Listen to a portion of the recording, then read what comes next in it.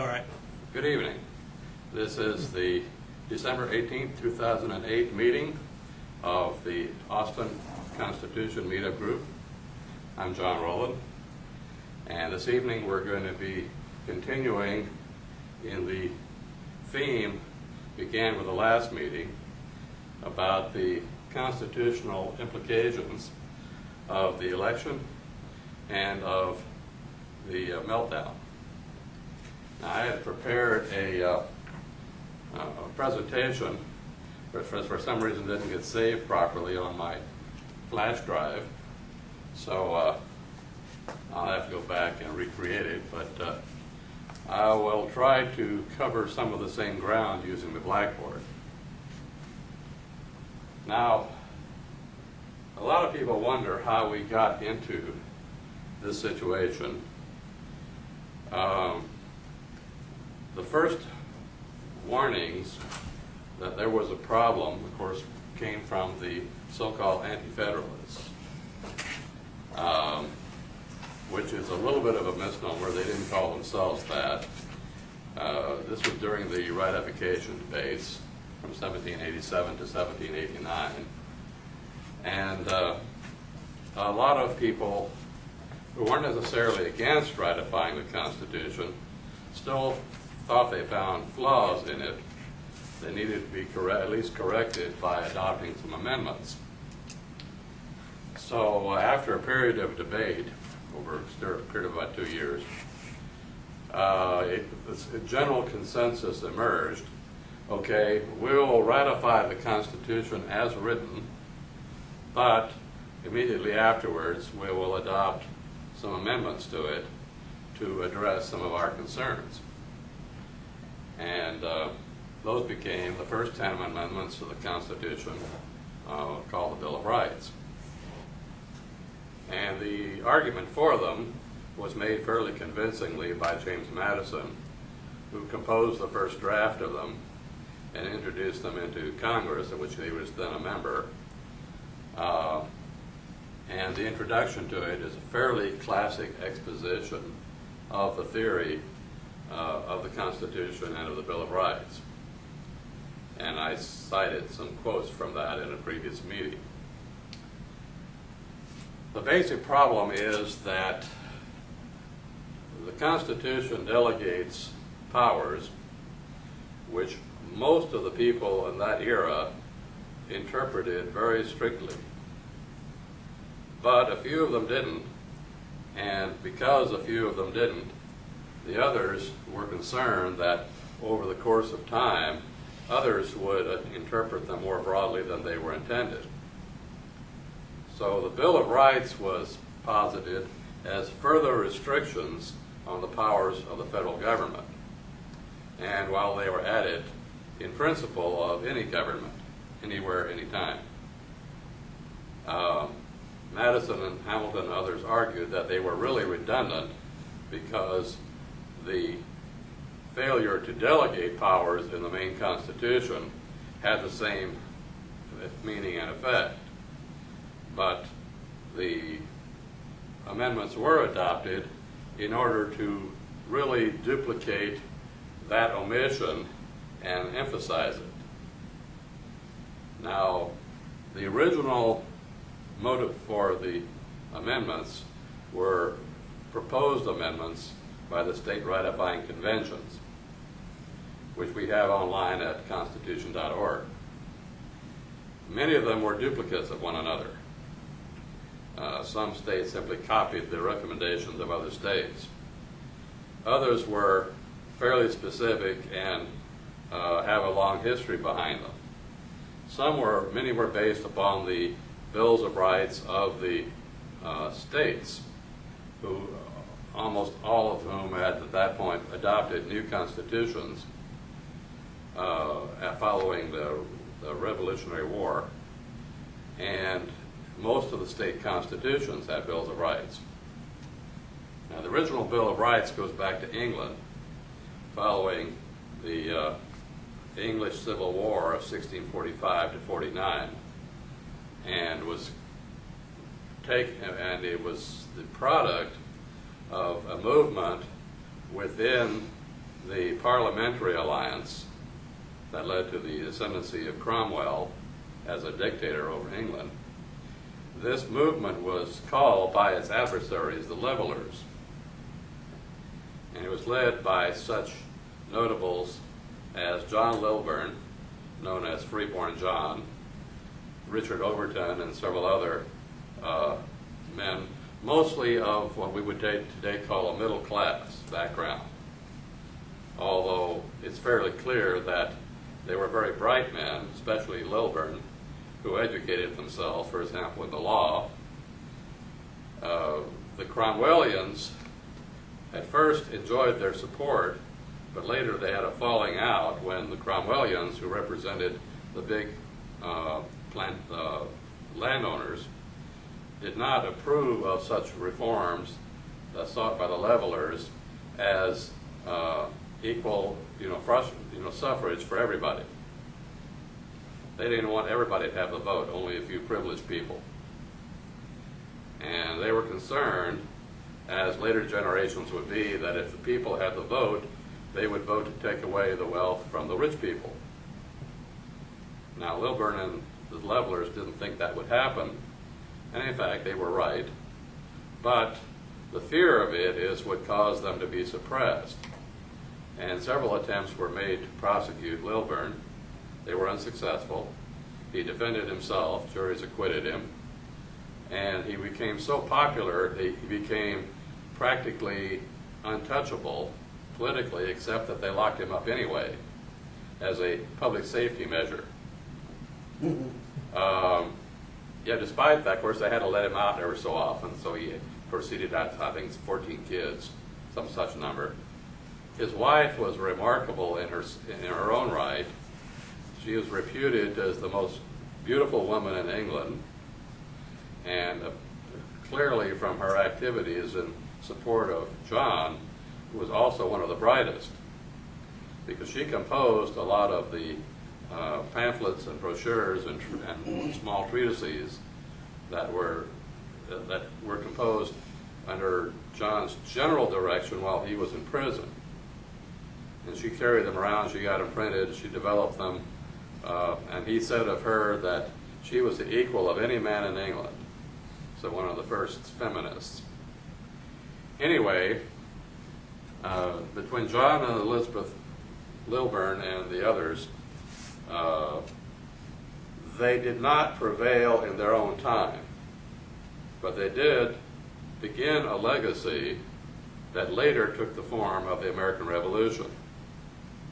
And we can owe a lot of our heritage to their efforts. And they deserve a lot more credit than they've often been given by history. One of the things I hope to do, if I ever got enough money, would be to get a movie made of the, probably just call it Freeborn John, and about John Lilburne and his wife and the Levelers, and their history in developing these ideas of freedom.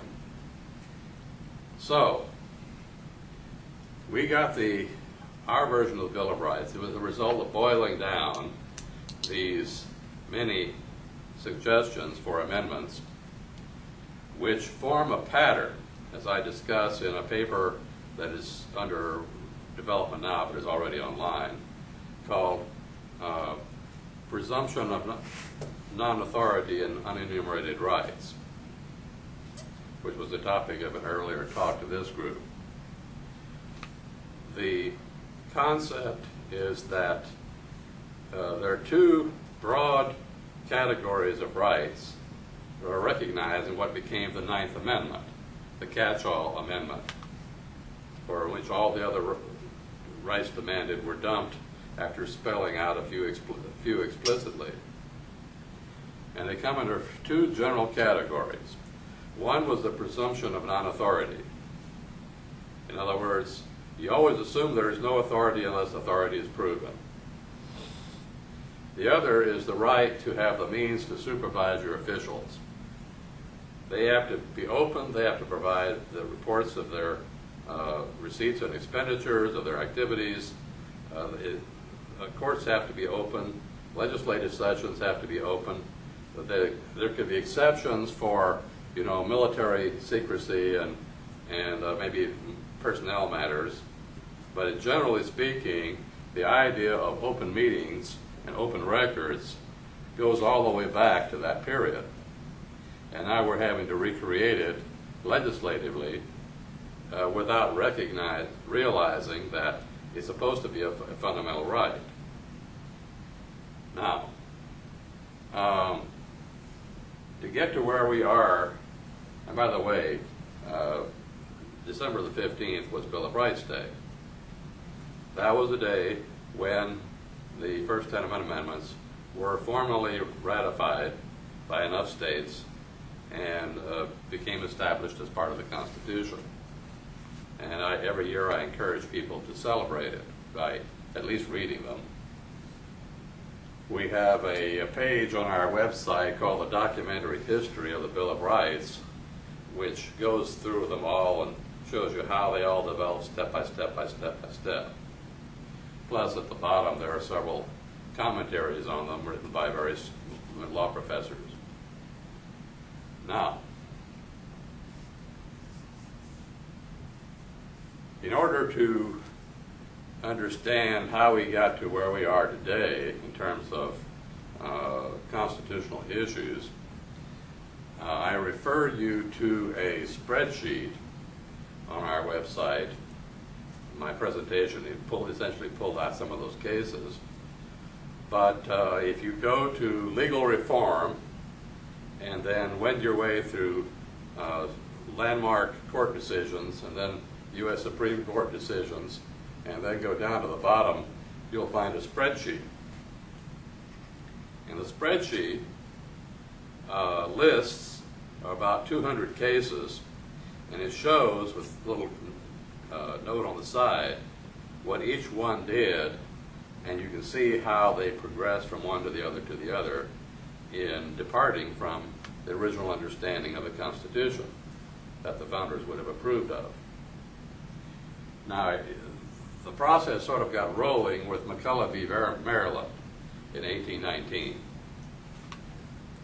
In that decision, Justice Marshall declared that the U.S. Bank, the first national bank, as it's sometimes called, was tax exempt, couldn't be taxed by Maryland, because it was in effect a kind of federal instrumentality, even though it was technically a private bank. Now, there are a number of, that decision has been much debated over the last couple of centuries, but it began a process of the Supreme Court mainly changing the definition of the Commerce Clause and thereby expanding the powers of the central government to encroach on our rights. The next one was Gibbons v. Ogden. That decision was arguably not incorrect, but in what are called dicta, commentary by the court,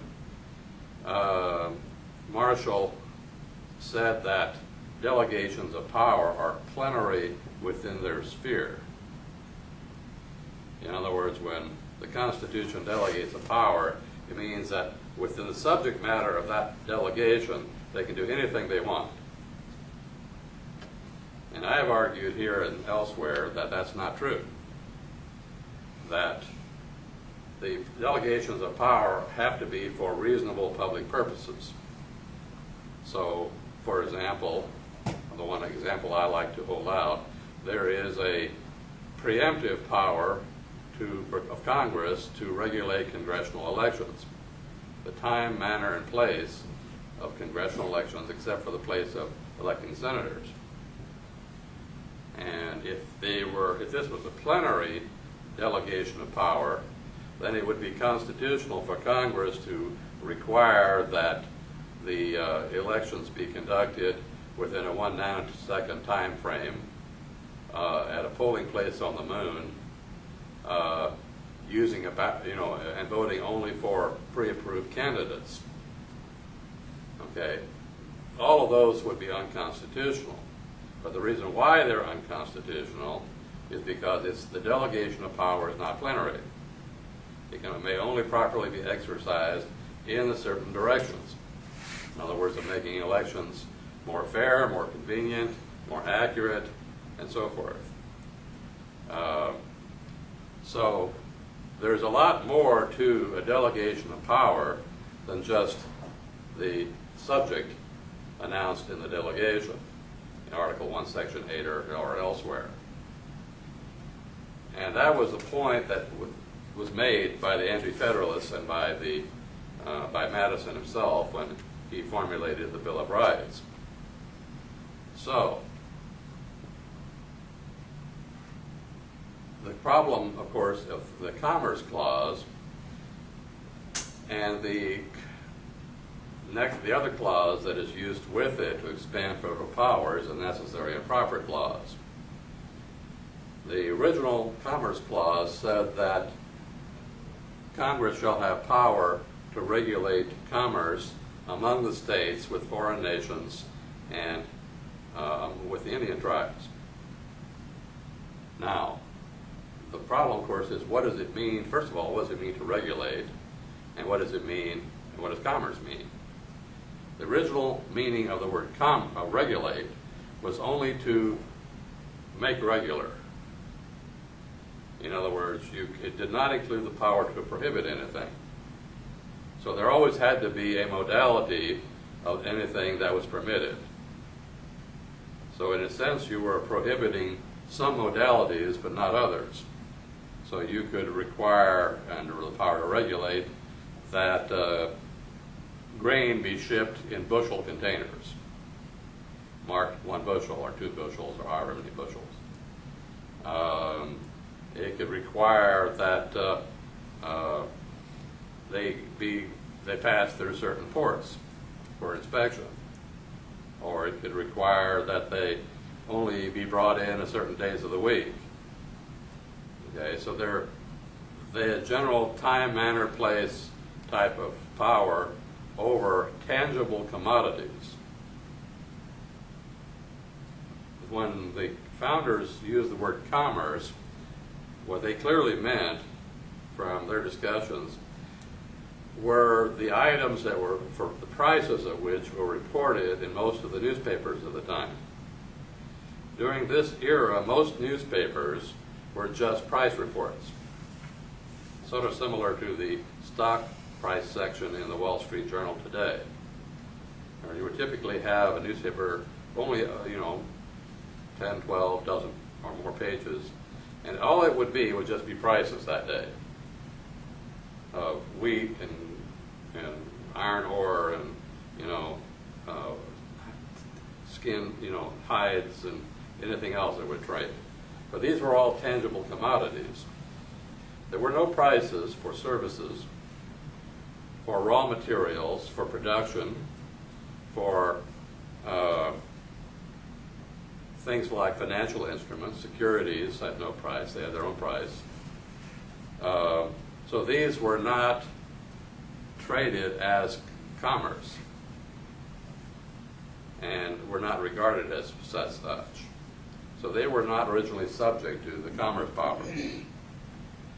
Now the other delegated power that has gotten us into trouble, in fact it was already thought at the time that it might, the Necessary and Proper Clause, the founders went to some efforts to try to phrase it in a way that it wouldn't be misunderstood. And I think we'd have to say in retrospect they were not entirely successful. The key phrase, and the one that is comfortably glossed over in today's discussions, is that Congress shall have the powers necessary and proper to carry into execution the foregoing powers. Now, what does it mean to carry into execution? Well, it did not mean to accomplish the purpose of. It meant to make an effort. So they would have the power to, for example, buy or rent office space, hire personnel, print forms, produce reports, you know, the things that are incidental to the making of an effort to regulate, for example, or promote or whatever. But if the purpose of a power was to say improve the health of people, well, that might be a laudable purpose, but that doesn't mean that they had the necessary and proper purpose to legislate on all matters pertaining to health. Okay? The power to regulate did not include criminal powers, penal powers. You can impose fines, you could withdraw licenses or permits, but you couldn't lock people up. You could seize their contraband and sell it for to pay fines, but you could not, you know, execute anybody for violating a regulation. That would have been considered beyond the scope of a regulatory power. So,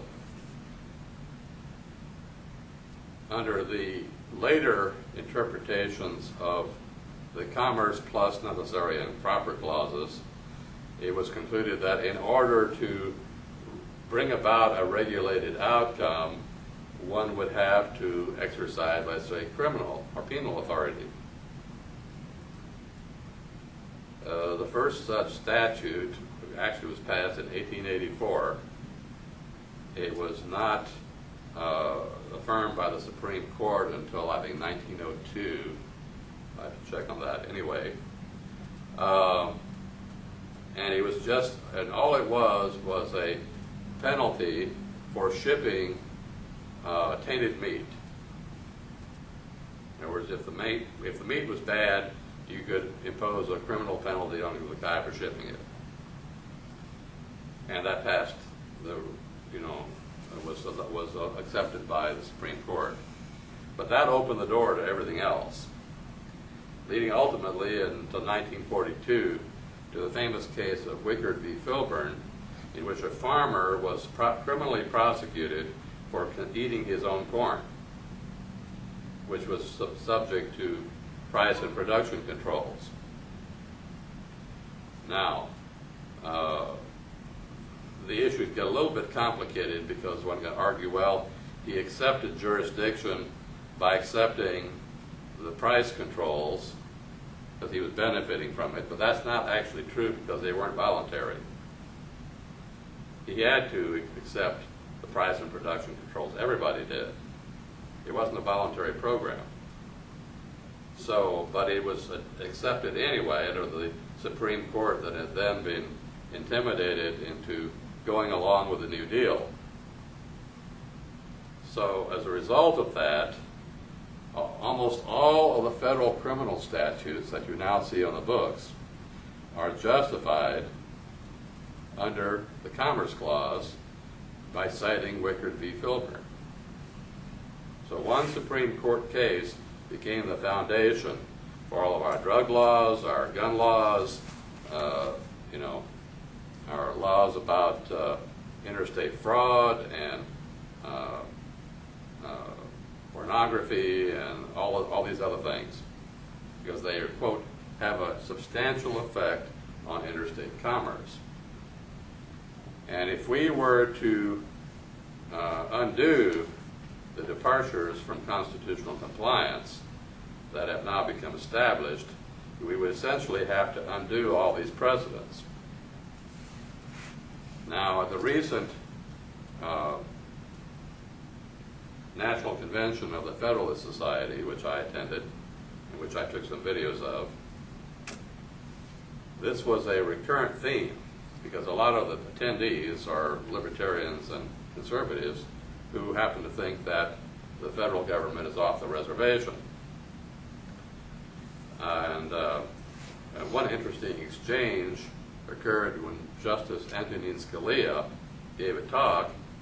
He took questions written out on 3x5 cards. He didn't take them live from the audience. And they were filtered by a guy who had introduced him, Leonard Leo. But a lot of the questions had to do with the problem of stare decisis, the judicial doctrine that essentially of giving great weight to precedents.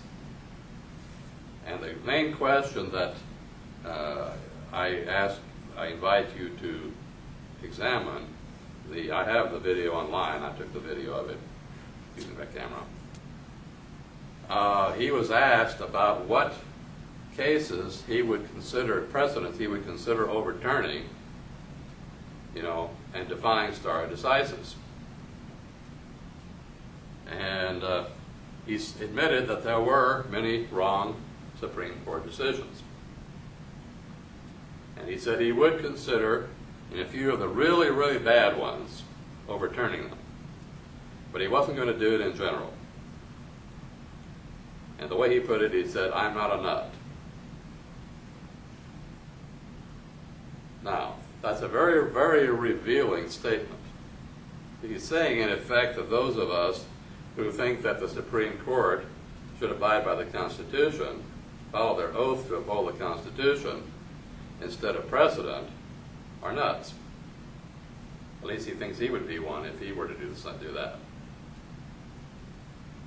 Now that gives you a very, very good insight into the way that judges in general, and this one in particular, thinks.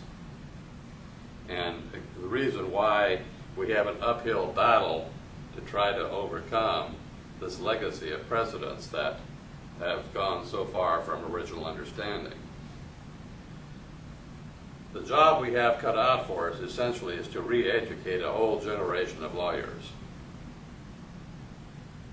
Okay? We can re-educate the people, and we certainly have to do that. But unless we re-educate the lawyers along with the people, we're only going to get so far. And we could, in principle, remove the lawyers from the political process, but that is pretty difficult to do, because even if we don't elect them, the people we do elect are going to tend to turn to the lawyers on everything. And you can see that all the time when businessmen get elected to Congress and are asked to do something that is contrary to what the lawyers want to do, they tend not to go very far along that line. So what I'm trying to do now, if I have been for some time, is to organize and mobilize the population to make the necessary reforms that we have to make. Some of them are relatively short steps in principle, such as requiring that all issues of law be argued in the presence of a jury. Because if we could get juries to start refusing to convict on a lot of these unconstitutional federal statutes, that would bring about, certainly, that they would either try to do away with the jury or they would be forced to change the statutes. Either way, we would have, we'd have a kind of a confrontation that will hopefully result in a beneficial outcome. Now, another major line of development, of departure in Supreme Court decisions has been concerning money. The founders had learned from the legacy of a guy named Jon Roland, who in the early 18th century had propagated at least in modern time, since the medieval times anyway, what we might call the first bubble. He encouraged various countries in Europe to actually issue paper money and used it to speculate on land in Louisiana, among other places. Well, that didn't turn out well. In fact, it led to a collapse of national currencies, these fiat currencies, and to such results as the Scots agreeing to unite with England, mainly as a way of canceling their debts. the Act of Union, the end of independence for Scotland, was the result of that debacle. Now, the founders concluded from that experience that you did not want to have to use paper money, which can be printed in unlimited quantities, as money. Anything you use has to be at least backed by something that cannot be indefinitely expended, such as gold and silver. So they required that only gold and silver coin be made legal tender on state territory. Now, they didn't forbid other things from being legal tender on federal territory, like the great region west of the Appalachians and east of the Mississippi River, the so-called Northwest and Southwest territories, or on federal enclaves like the District of Columbia. But on state territory, only gold and silver could be legal tender.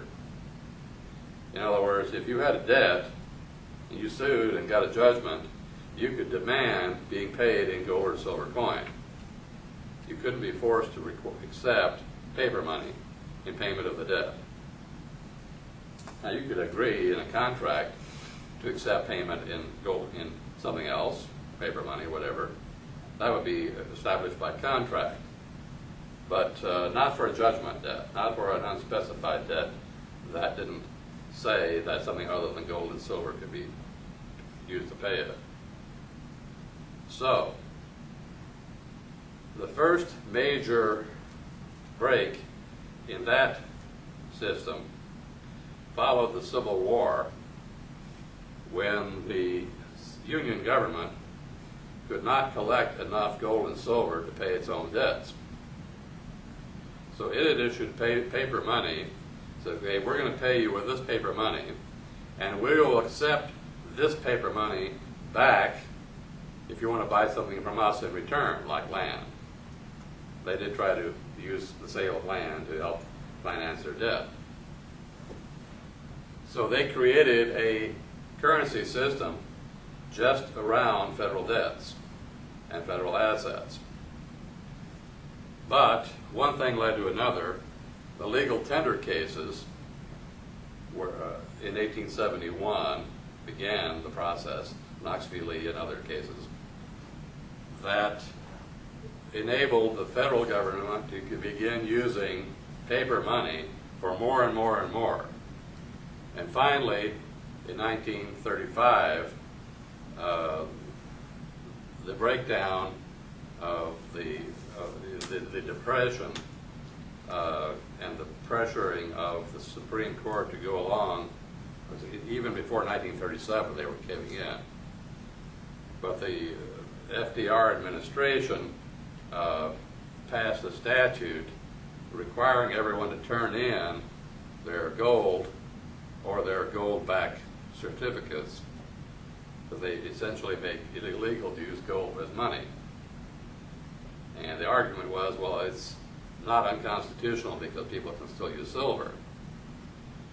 But that didn't really work either. The silver was reduced in the scope of availability and amount value.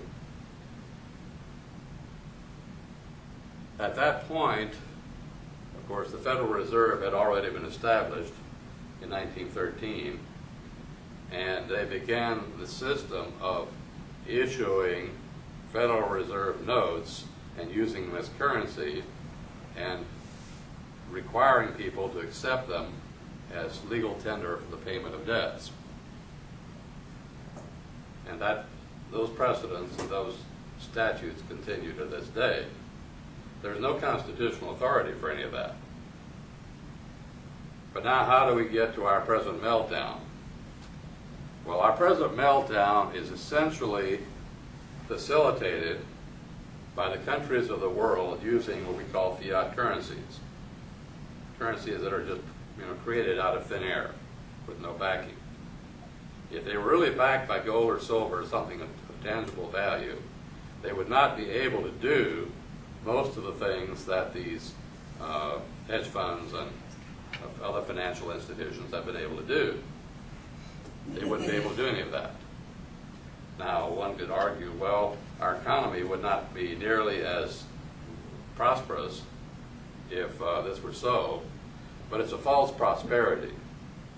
It's a prosperity based upon everybody doing things, being busy, producing stuff, on the expectation of future gain that sooner or later is not going to be there. It's essentially a huge Ponzi scheme. And it all rests on fiat currencies. And what I've been warning about, it's very highly likely, we're now seeing, of course, a meltdown of the financial markets, but we're not seeing that process ending. The media have been quiet about it for the last several weeks under the pressure from the government. And I happen to know some people in the media. I know what's happening. I talked to some of them in DC when I was in DC. They're telling us, in effect, you better not publish a lot of bad news about this. We want you to play it down. We know you have to publish some stuff, the raw data and that sort of thing, but not a lot of commentary about how bad is it going to get. Of course, the blogosphere still does plenty of that. They can't control that. But as the meltdown continues, sooner or later, we have the problem where governments, not just our own, are creating out of thin air huge amounts of currency to try to restore liquidity in the markets, the banking system. And if that is not offset by withdrawing similar amounts through taxation or borrowing, then the result is hyperinflation. And there's no way they can tax us enough to do so by taxation. You can't tax us $1 trillion a year. You know, there's not enough wealth. We don't produce that much. At least not without confiscating 100% of it, then, you know, see what happens with that. We can borrow, but other countries, if they lend to us, seem likely to be loaning us their own hyperinflated currencies. Okay? China so far is not hyperinflating, but sooner or later it's going to have to, the way things are going, and Britain and all the other countries. And then we have everybody loaning to everybody else with worthless currencies. Current problem question. Why do we need to borrow when that presumably involves payment of interest on what we borrow, for which the federal government gets no benefit? Well, the only purpose of borrowing, of course, current interest rates, as you may have heard the recent results, are, I think, 0.25%. So, essentially, the interest rates are dropping to almost zero. So what is happening there is that the borrowing is just a way of removing currency from circulation, which otherwise would result in inflation rates of hundreds, maybe thousands of % per year.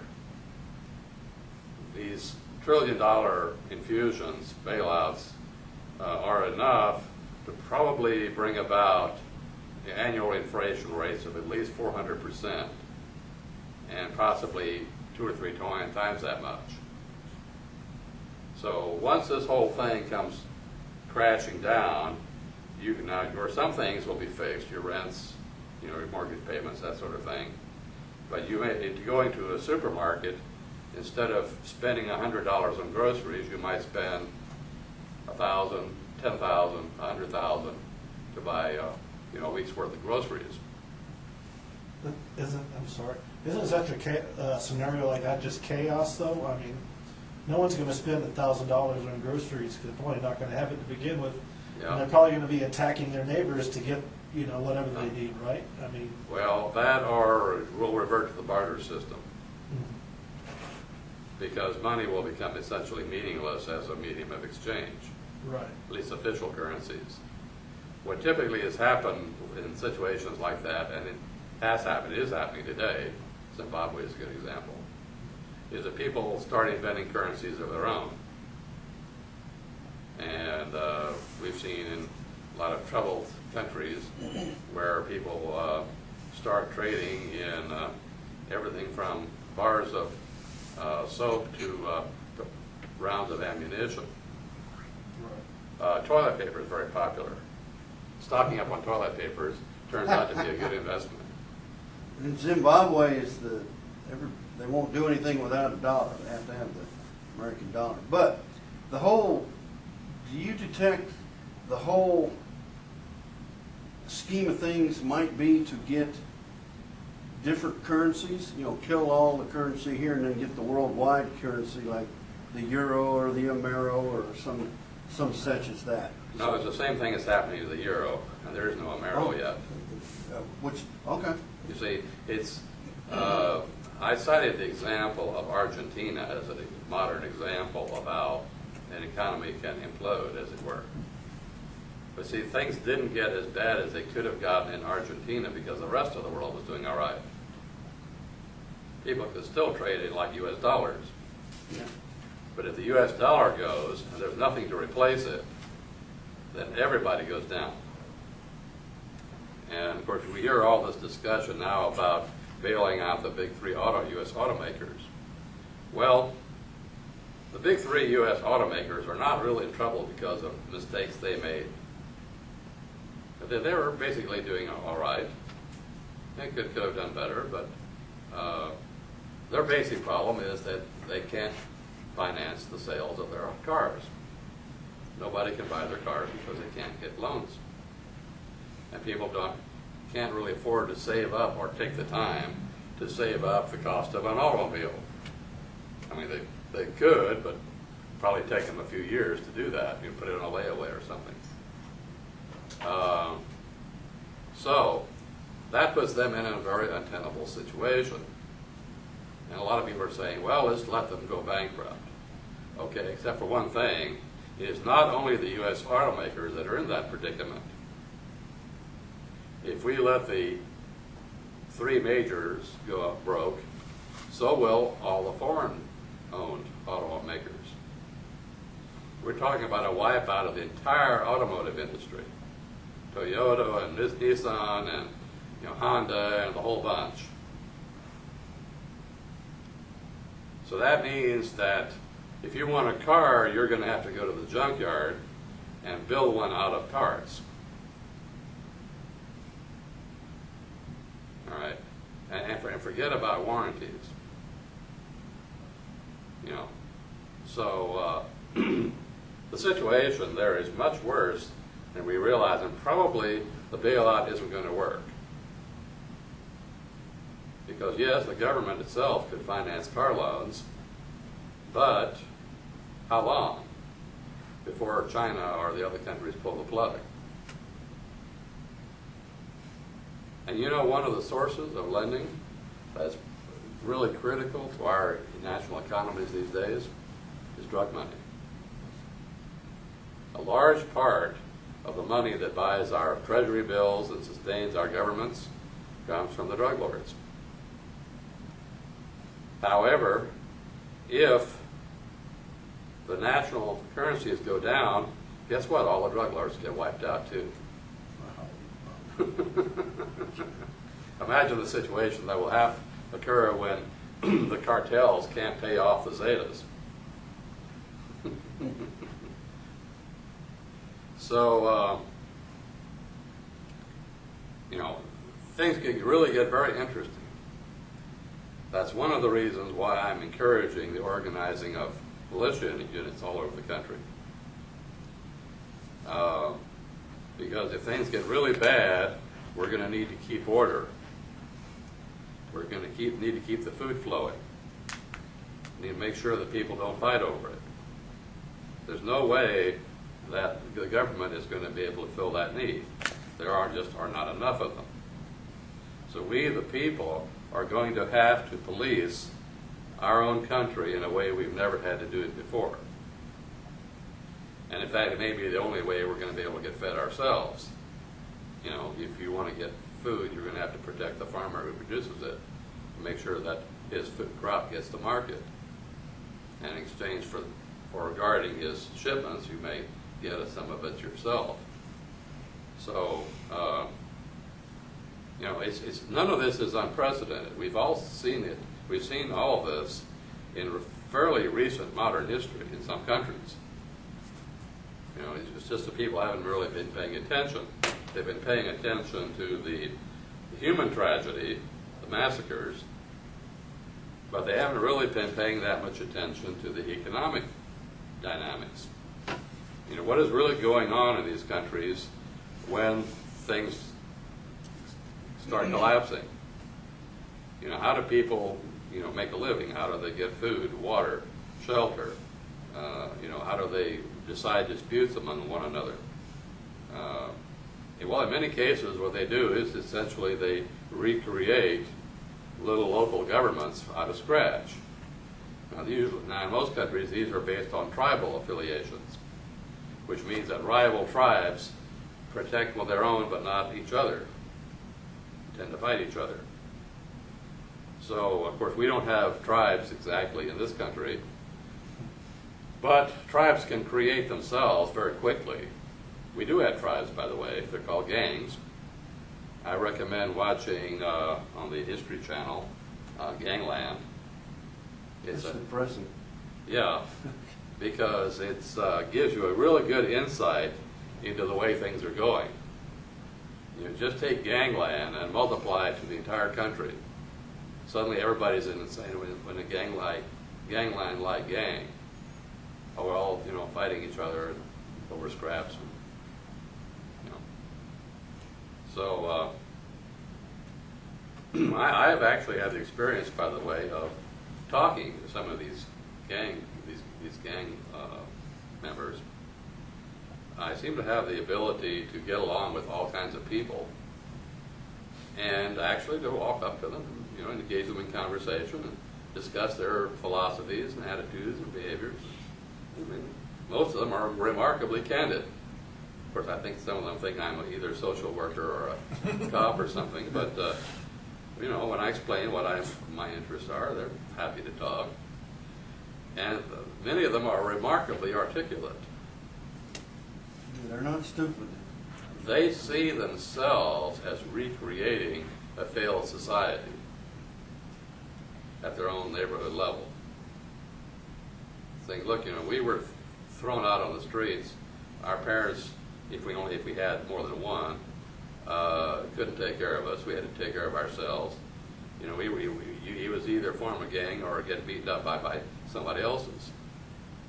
You know, we'd rather not have to steal or extort or all that, sell drugs. But the reality is, it's the only way we can make a living. And after all, all we're doing is fulfilling a need, except of course for extortion part of it. But extortion, well, you know, it's taxation. You know, we're taxing local merchants in order to protect them from guys that are worse than us. And after all, that's what government does, right? So we're seeing the recreation of new societies in our midst. You know, barbarism is not just chaos. Barbarism tends to be a new creation of new societies within larger ones. The barbarians that overcame the Roman Empire were societies unto themselves, as destructive as they might have been. They had leaders, they had, you know, change of command, they had orders, you know, they had systems of distributing the loot among themselves. So they were not, you know, totally lawless within their own context. But it does show how things can evolve. We've been spending the last century or so trying to put nations together into one supranational global order. And now, with the meltdown of the economy, we may see the whole thing implode and go back down to a you ever remember seeing the movie The Mailman? Yeah, that was a good movie. Yeah. Now there was I think a nuclear war that was involved in that. There doesn't have to be a nuclear war. the whole thing can occur just as a result of an economic meltdown. So it is a cautionary tale, but it also is a cautionary tale about how quickly people can forget the legacy of previous generations. Because the guy was reading Shakespeare, he didn't understand it, had no training in it. He just found a book and tried to make a living by reading Shakespeare, didn't get it right. You know, we are only one generation away from barbarism. One of the main problems of human beings is that we don't live very long, and we have to scramble. We have about 18 to 22 years to impart all of the wisdom of previous generations to the next generation. And if we screw up, if they don't get some of it, and they're not going to have that to impart to the next one or the next one or the next one. And at each generation, you lose something. And pretty soon you've lost so much that unless there's some engine of recreating that wisdom, you eventually have a really bad situation. Now, since some of you are new, I'll repeat it. I had a grandfather on my mother's side who was a teacher, public school teacher, from 1899 to 1935. When he began teaching, it was in the era of the one-room schoolhouse. My mother and her siblings were taught in these one-room schoolhouses. And what my grandfather would do, since they were all kids of all different ages, grouped together in one place, he didn't organize them into classes by age. He put the more advanced students to work teaching the less advanced students. So he created a kind of a pyramidal structure in which he taught the ones at the top, and they taught the next ones down, who taught the next ones down, and so forth. And as they moved up, you know, they acquired their own students to teach. He didn't use the term, but I came later to discover that this method of education was called the Lancasterian system, developed by a guy named Joseph Lancaster in England in 1798. And for some time, it was the prevailing educational system in much of England, and especially the New World. It really caught on in the colonies, former colonies. They were already independent by that time. However, a guy named Horace Mann came over from Europe, and he tried to introduce the European university lecture system instead of the Lancasterian system, to group kids by age and to march them along, you know, by age from class, you know, from year to year to year. And this was further amplified by the end of the 19th century by the teachings of a guy named Frederick Taylor, who was the world's first efficiency expert. He studied factories and is largely responsible for the Ford Motor Company adopting their factory production system, in which each person added one part to the automobile as it went by on an assembly line. And it made for drudgerous work, but it was very efficient and produced a lot of cars at low cost. And the thought was, let's do the same thing with kids. We'll organize them by age in classes, and, well, if some of them are a little more too advanced or not advanced enough, that's just too bad. They all move together. You know, maybe some of them don't pass and drop back a year, you know, but then if some of them are way too advanced, well, maybe they skip a grade. But the system was not really set up to deal with individuals or individual differences in learning, whereas the Lancasterian system was. My mother and her siblings, and my grandfather and, you know, his wife, and, you know, basically the whole family, were highly intelligent, fairly well-educated people. Probably just close to genius, if not past it. My Uncle Jake probably would reach that level. So they learned very, very quickly. They became my grandfather's teaching assistants right from the start almost. And even though they were younger than some of the other kids. Now, I had a conversation with my grandfather toward the end of his life in which we discussed, because along about, I think it was about 1920 or thereabouts, he made the transition into the modern system of education. They did away with the one-room schoolhouses. Made everybody go to, public schools as we know them today. And I asked him what he thought of this transition of the two methods of education. And he gave me a kind of a long explanation or a long discourse, which I don't remember in complete detail, but I remember the essentials of it.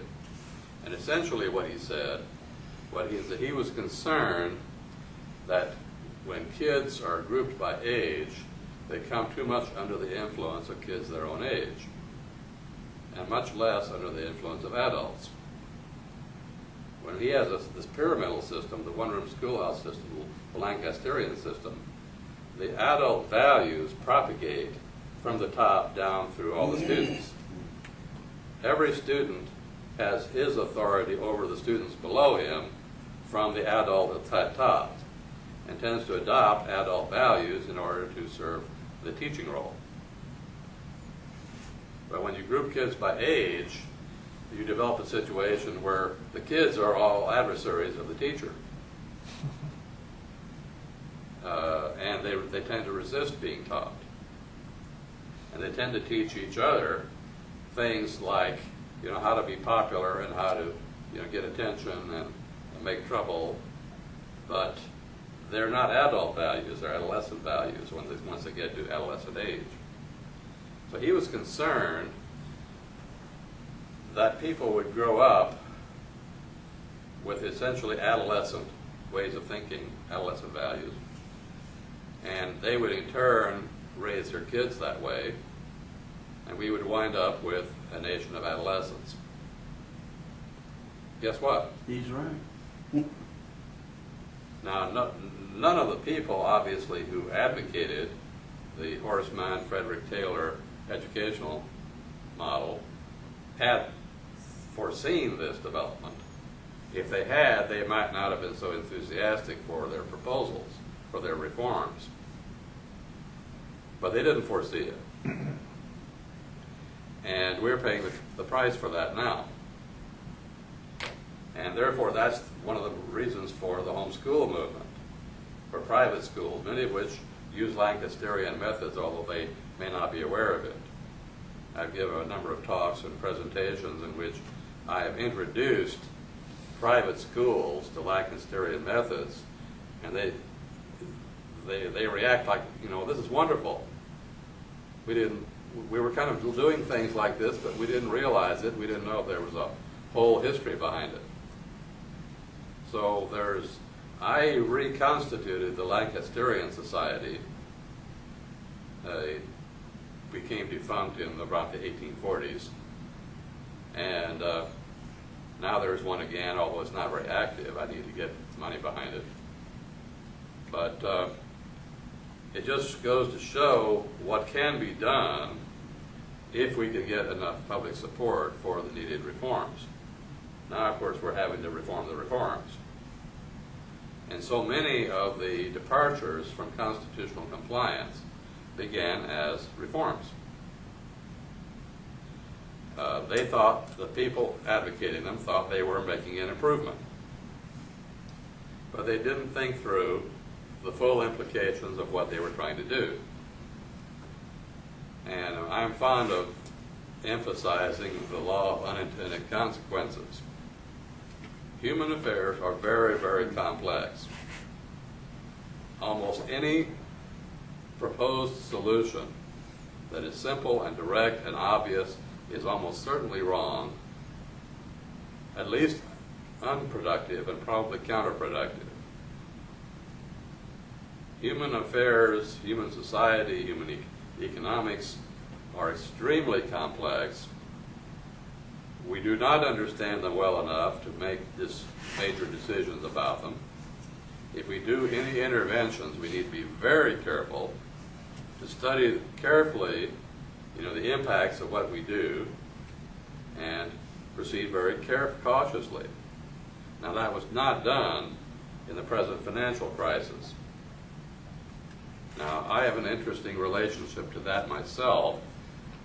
Two guys, Black and Scholes, well, Scholes anyway, Black died, won the Nobel Prize in economics for developing the Black-Scholes formula for what became hedge funds.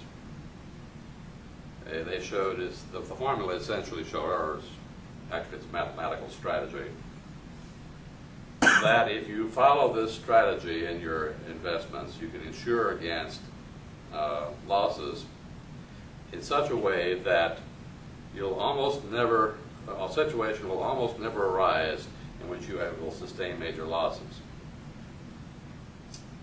Now, me not being an economist, I approached another somewhat, as it turns out, similar problem of managing computer networks and allocating resources among them. And I approached the idea of, well, is there a way that we could in effect have nodes in a computer network engaging in a kind of commerce with one another, transacting for resources? And what I came upon was something very much like the Black-Scholes strategy, except that I carried it further because Black-Scholes did not really contemplate what would happen if everybody played the same strategy at the same time. And what my analysis went on to do and showed is that if all the computers in a network followed the same strategy at the same time, the system would crash. And the corresponding insight into the economic field is that if too many people pursue the same, or basically the same strategy, the bad outcome that can almost never happen becomes inevitable. And it's one of the, let's say, well, it's not exactly a law of game theory, but it's a well-understood principle that keeps re-emerging. In the theory of games and decisions, we imagine ourselves playing against the world or against other people or whatever. And what inevitably kind of emerges from this is that if the opponents can anticipate your moves, they can make moves that can benefit themselves at your expense. And almost any kind of deterministic strategy or predictable strategy then becomes a basis for you being defeated. So almost the optimal strategies in most games, especially multiplayer games, involve an element of randomness.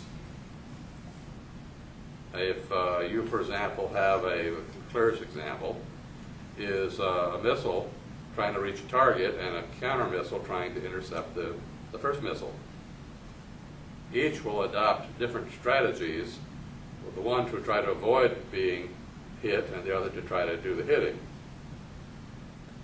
And as you can show very clearly in this simplified type of game situation, that each of the two missiles has to pursue a random strategy, because if either one can predict the activities of the other, it can win. Which also means, however, that there is no perfect strategy. Some of those missiles are going to get through. Some of them are going to get intercepted. And then it just becomes a matter of how many you can throw at the target. This is not an encouraging result for anti-missile theory, but it is the reality that arises out of a branch of mathematics, game theory. And it applies to not only economics and computer networks, but a lot of other fields. And in fact, there are analogies in physics, in quantum mechanics and so forth. And, how do you conserve all the various symmetries at the same time in systems in which they are in conflict? And of course, the answer is that you can't satisfy them all at the same time in some situations, the Moss-Power effect, but you do it on the average over several runs. And so the conservation of energy and momentum can be violated in specific instances, but is conserved on the average. So the mathematics involving it, if properly understood, can help keep us out of trouble. But it doesn't always help us get all the things we might want. And although the present economy, the world economy, is really not understood by anybody, I mean, certainly the financial markets are not, but we can get enough glimmerings of it to realize that what we really have is a standard of living bubble. That our present standard of living is not sustainable. That's not to say that we have to go all the way back to the Stone Age, but the large houses we live in, the large cars we drive, the vacations, all the superabundance of food, all this stuff, we're going to have to trim down a lot in order to reach a level that can be supported by our productivity. Now, what is the implication of all this for the Constitution and our rights? Well, clearly, the big setback in civil and constitutional rights occurred as a result of the Depression. The FDR administration began, shooting in the dark, as it were, trying to come up with anything it could to keep the economy from descending even further, from society to breaking out into violence, from communism taking over, and whatever. Communism did, of course, take over in many countries. Of course, it had already done so as a result of the World War I. It's in Russia and such places. It resulted in fascism in Europe.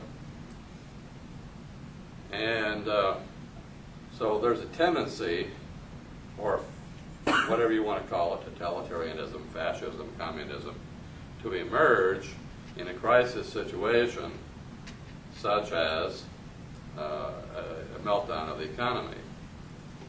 Now, as President-elect Obama has pointed out, we have shot most of the arrows in our quiver already. Most of the things government knows how to do were already done either in the 30s or have been done in the last few months. And it's still not working. So I'm afraid he is going to inherit one of the worst times in our country's history. And he's probably going to be blamed for it, and that's unfortunate. I kind of wish he could have been elected instead of Bill Clinton. I enjoyed the apparent prosperity of that era. Because now I'm afraid he's going to be blamed for what's going to be happening in the next several years.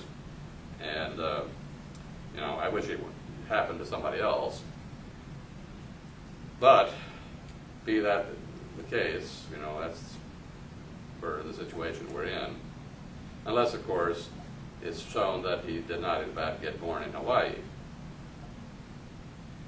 And, I realize the guy's probably dedicated to his country, but, if I were taking a look, if I weren't as dedicated either, I would say, gee, maybe you ought to consider discovering that you weren't born in Hawaii. That's right. Let Joe Biden take over here.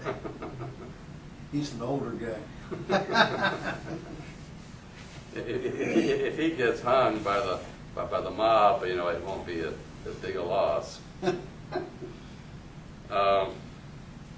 So we have a really difficult situation, and we have to figure out how to sustain the Constitution during this period of crisis. So our job is going to be cut out to us to point out that, look, the New Deal didn't work. It made things worse.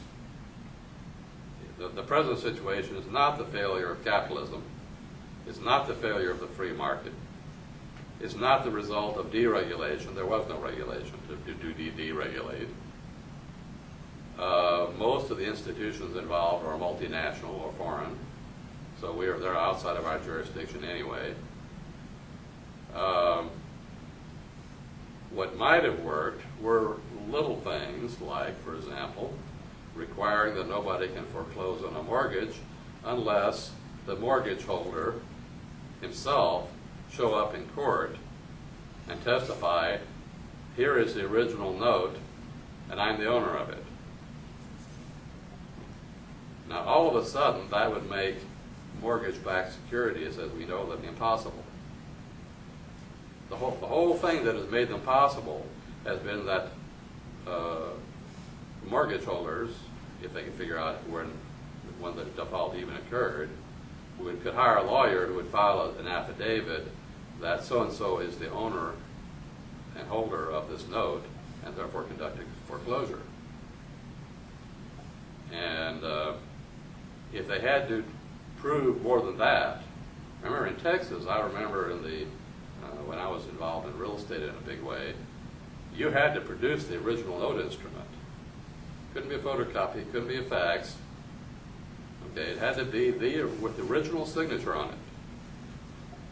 And if the signature was challenged, you might have to call in a handwriting expert to prove that it was his signature. Because each signed note is a separate obligation. If you sign two notes, one might be a copy of the other. That's not two copies of one note, that's two notes. Each is a separate obligation under law. So without that original signature, you don't have proof to support a foreclosure. So if we were to make a simple return to original standards of judicial procedure that way, and could have done it in time, many years ago, we could have avoided the whole thing, at least as far as this country is concerned. I'm just curious how you live your life from a personal standpoint when a delivery company might come to your door and ask for you to provide an electronic signature. What do you do? Well, that of course is the company's burden. If they accept my electronic signature, fine. Okay, same way if I use a swipe a credit card, sign it, what kind of signature is that? How can they prove that I signed it?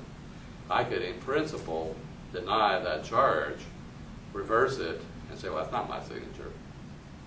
Okay, let's say you are presented with a legal document that includes a clause that would require that you give your approval to use photocopies of your signature. Do you sign such documents? Yeah, in which case you're giving away your protections. But have you done that? No. Okay. I've never done that one. Okay. Now, in accepting a bank card, I have effectively agreed to the terms of the bank card, which includes signing things, on other things. But that's not quite the same thing. I mean, after all, they just issued me the card. I'm not too happy about people being able to withdraw funds from my account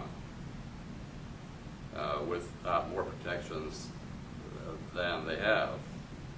Now, in principle, all of those can be reversed, but in practice, that can be a real hassle.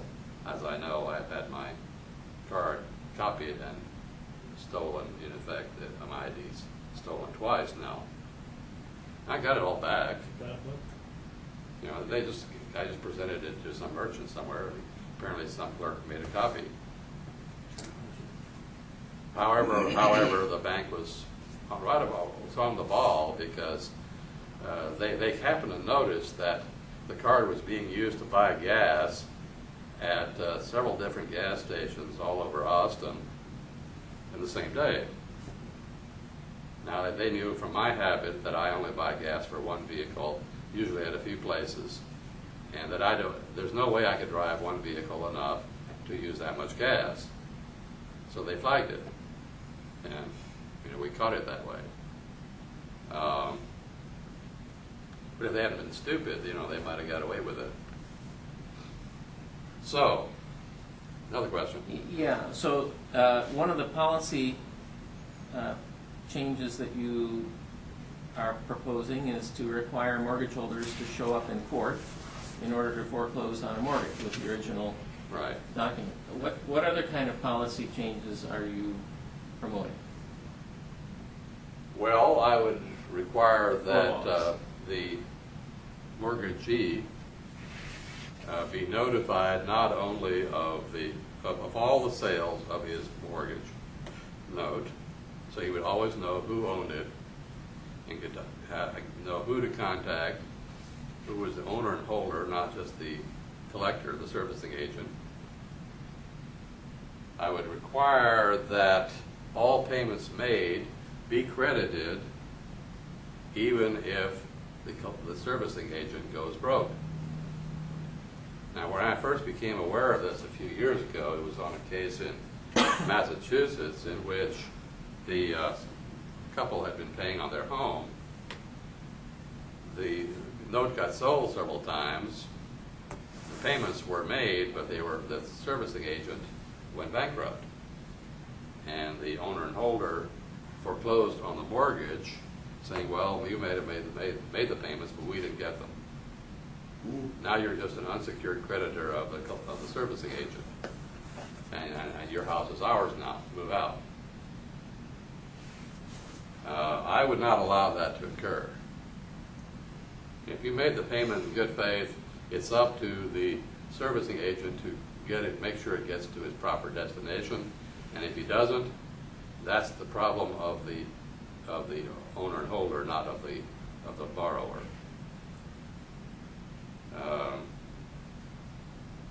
There are a lot of other little things like that, but you know, a lot of these, as I said, are things that were prevailing practice back in the 70s, 80s, when I was a real estate investor, and we've gotten away from it.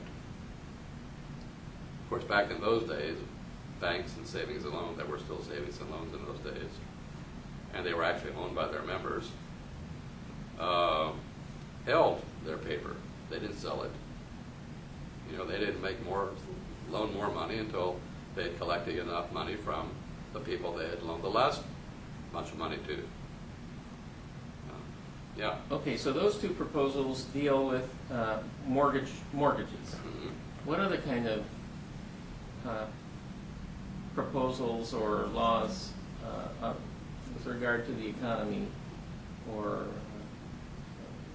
do you think are important? Not necessarily dealing strictly with with mortgages.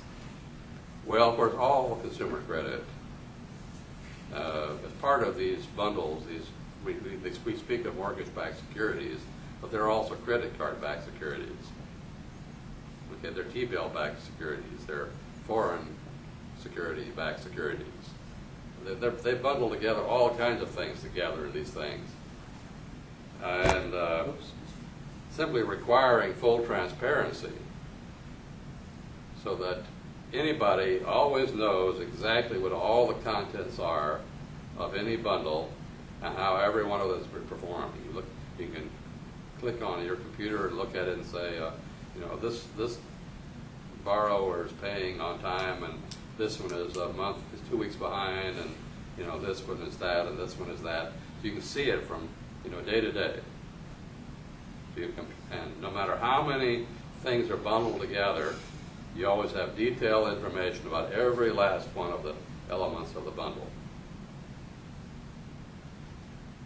which of course means that if the bundlers had to keep track of all of the components of their bundles, a lot of the advantages of bundling would disappear.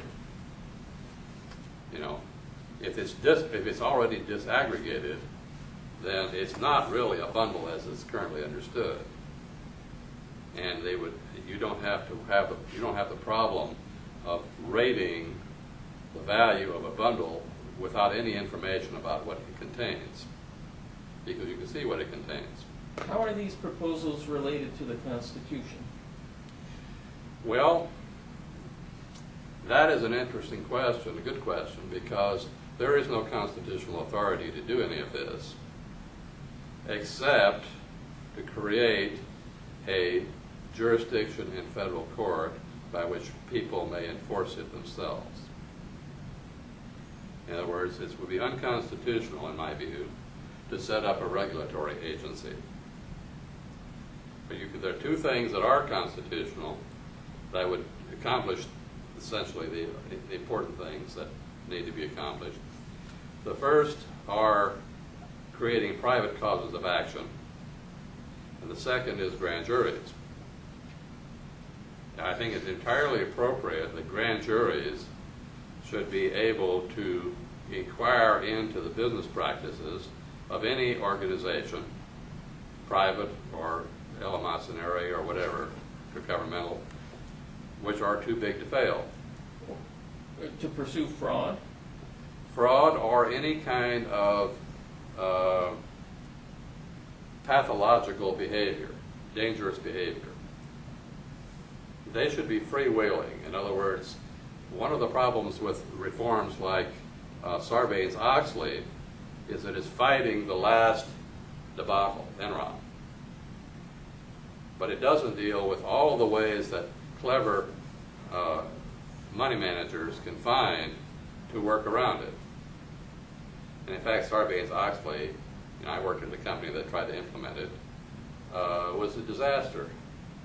Huge detriment to productivity, and had very little benefit to protecting investors. It's just a disaster. And, Oxley himself admits that it was a mistake.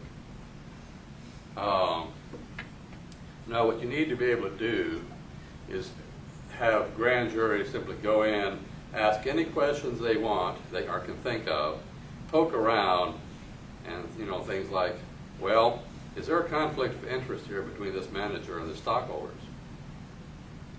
Is what he's doing really good for the shareholders?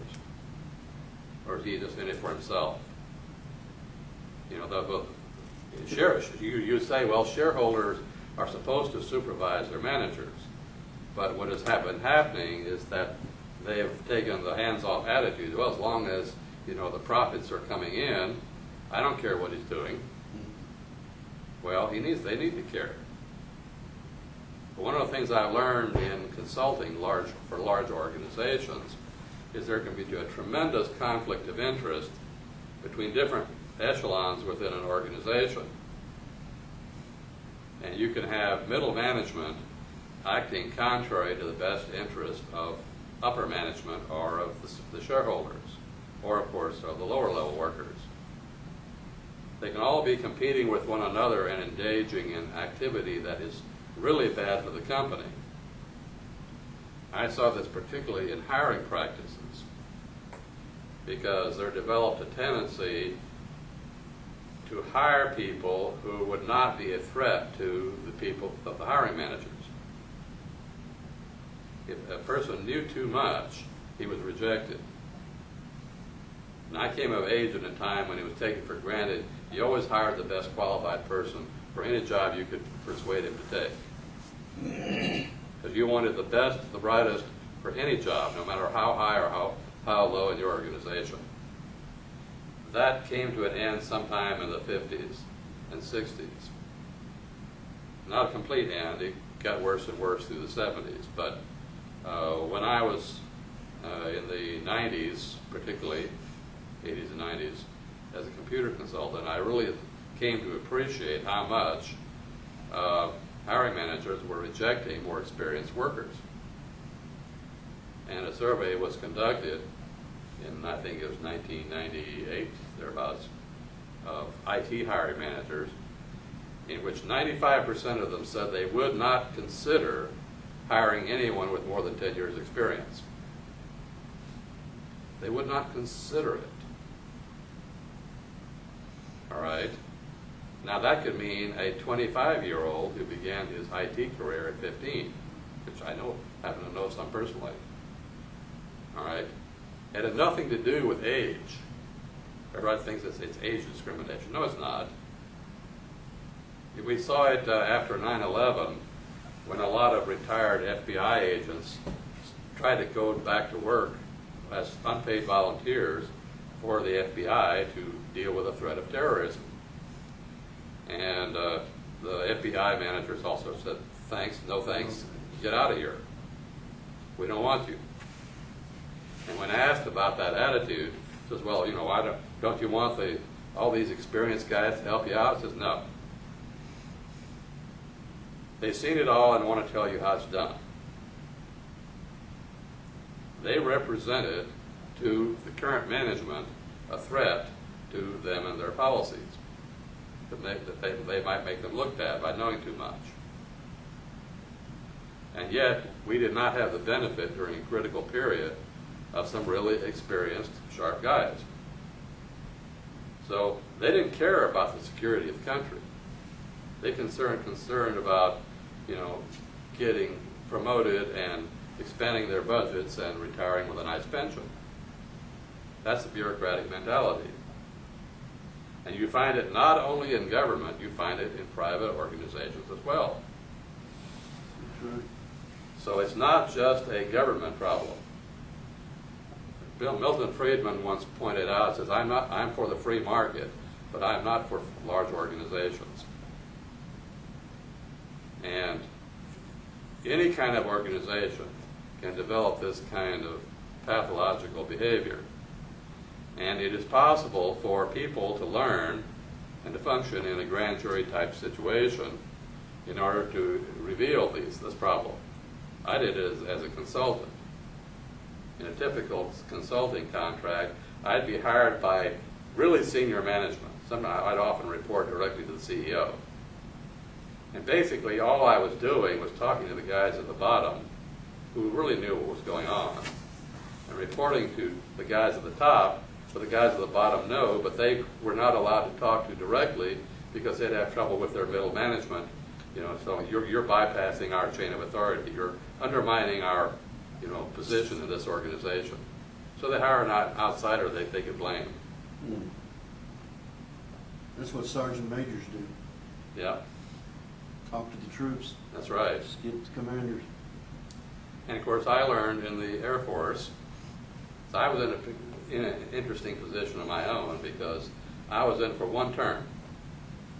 Everybody knew I was not going to re-up. You know, I was a young officer who was, you know, let's face it, way too talented for the Air Force.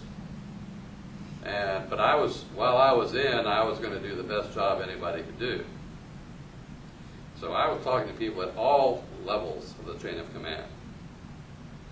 And, you know, sometimes they just, you know, say, oh my, there's Lieutenant Roland again. He's bypassing the chain of command. But I was always right. That works in the Air Force, by the way. It doesn't work so well in the Army or the Navy. And so I got a lot of good, useful things done.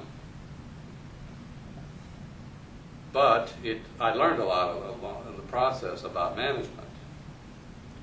And one of the things I learned is the importance of getting the support of the NCO Corps, which I did. I was extremely popular with the NCOs. I was generally popular. And it wasn't because I was soft. You know, I'd be hard-ass too if I needed to be.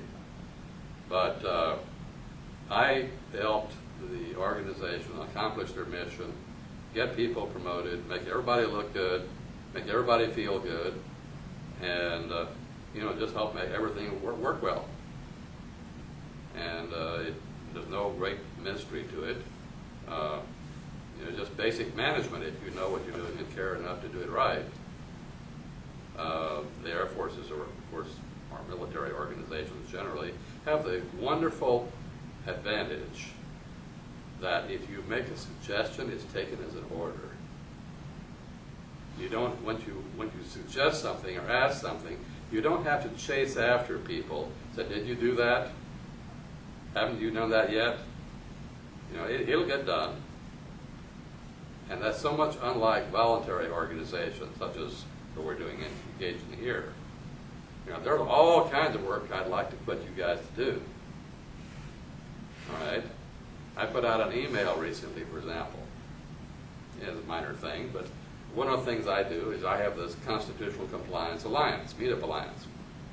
I'm trying to get all these groups to join it. So I go through all the U.S. Constitution groups, which you just do by putting in U.S. Constitution, meetup.com, / then 1, 2, 3, 4, 5, you know, they have numbers. Do the same thing with Constitutionalists, do the same thing with Ron Paul, or any of the other groups that are vaguely related to our cause. And I keep discovering several groups. All of a sudden there's a big red number, or it's a black number with a red background. It says 2 days. What does that mean? It means that that group has lost its organizer. Someone else has not stepped forward to take over as organizer, and it gets automatically deleted after a certain period of time. That means that all the money, the effort, everything that went into that organization is going to be dissipated. So I sent you guys a message saying, look, here's a group that's about to disappear. What I'd like you to do, somebody to do, is go in, join it, make yourself the organizer, and keep it alive until you can get somebody else in the group to take over as organizer. I didn't get that one. Yeah, everybody got, well, if you read your email. Well, I do read your emails. Yeah. Anyway. It wasn't during campaign season, was it? No, it was like yesterday. Oh, yesterday? Yeah. Oh, well, I'll or the day before, maybe. I'll go back. Jim, can I ask 2 quick questions Sure. from you? You were talking about the militia earlier. What about if you know that such a situation's coming and you want to form that militia with, let's say, another person or 2 or 3 people? Everyone thinks firearms, but what else should you be thinking or doing or Cameras. concentrating on? Cameras for what Yeah. purpose? It's a good idea to document everything you do so that you can prove that you're the good guys. Okay. And then if you encounter any bad guys, you have evidence. Okay. Well, I'm not talking about more that kind of stuff. Maybe more like training and things like that. Yeah. More like, In fact, we're having a muster this weekend, Saturday, near Teague, Texas. I thought I'd send you guys a notice on that. where was it? Where's it located? Near Teague, Texas. Where is that? That's about 150 miles northeast of here. Okay. Several of us are driving up there. And we had a meeting a month ago. You can find the report of it as a video on my website. Okay.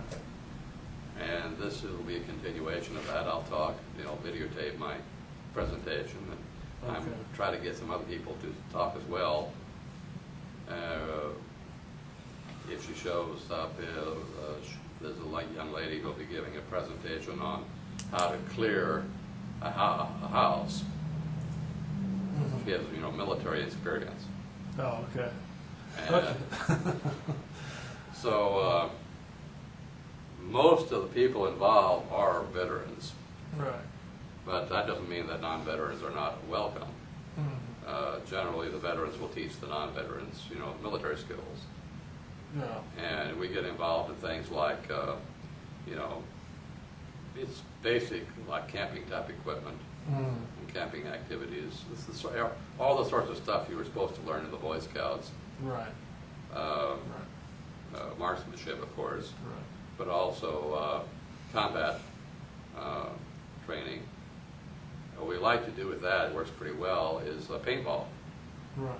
Just get a bunch of guys, go to a paintball place and just practice, but try to make it realistic. Right. Don't just go around shooting at each other, just, try to form yourself into tactical formations and control territory and strategic, tactical positions, all that sort of thing. So a certain amount of combat training by a combat experienced person is useful for that purpose. But it's not too hard to get that sort of combat training, other than just what you were talking about. This area is overrun with veterans. Okay. We have, this is more San Antonio more than here, but Texas is a lot of guys have served in the military. Mm-hmm. Do those groups have a specific name other than militia, or just militia? Well, militia is a constitutional name. Okay. People adopt various names. Okay. I prefer to use militia to make it clear that that's what we're trying to do. Okay. Obviously, militia has been controversial in the past, but we need to make it uncontroversial, right. Except, of course, for the bad guys.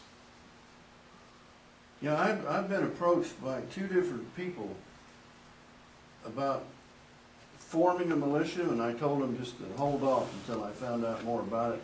You just can't get a gang of guys together and become a militia, because one of the things I did tell them, the militia needs to be well organized, and you just don't form a gang with, there has to be some strict loyalty and discipline imparted so that you actually aren't a ragtag band of gun toters. Idiots with so that if somebody tells you to stand down, you will do it. That's right. Otherwise, they'll be fighting amongst themselves. What do you think I ought to tell these guys? Well, I'd say a good place to start is with our Texas-wide meeting in Teague, and then forming local units in each county. Well, these guys are chomping at the bit. They even got a name. Yeah. I'm thinking, hold off. I'll find out some more about it. Well, let's get together with them and talk about it. Okay, cool. Very good. That's the way to start. Yeah. Can I have that guy call you? Sure. Do any of you know of any militia groups that require background checks for membership? No, because it's not really practical, but obviously we're going to try to get to know one another, and we'd rather avoid people that have, let's say, backgrounds of violence or drug use or, wife beating or, any of that other kind of stuff. We want people to have good character. If you have let's say, a criminal history of weapons violations, we probably won't hold that against you.